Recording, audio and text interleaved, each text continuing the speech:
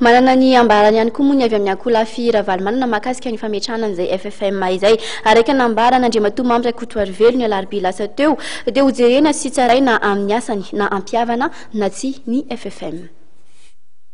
Rafitra mipetraka amin'izao fotoana izao zany a tsy maintsy misy ny indro kely ny mpandrafitra tsy afa-po izay ovasara valimana na tsy izay rehefa be dia be a raha ireo amin'ny société civile raha milaza hoe tsy mety io rafitra izay mitsangana ao anatin'ny filan-kevitra ny fampivalana malagasy io na izany na tsy izany a dia ankatoavinay aloha izay vita eo a dia hoe eo am-pandrasana no mahita ny atiny eo zany izay no anara-maso ny asan'ireo efatra amby efapolo ny anada mianaka ireo a jerena hoe tena mandeha any amin'ny mpampihavanana marina ve ny zavatra tadiaviny a sa sanatria zany a ampiady indray ny voto malagasy satria mampiady ny mpanao politika eto Madagasikara. Izay zany a dia hatreto aloha zany a dia manohana izay efa vita eo aloha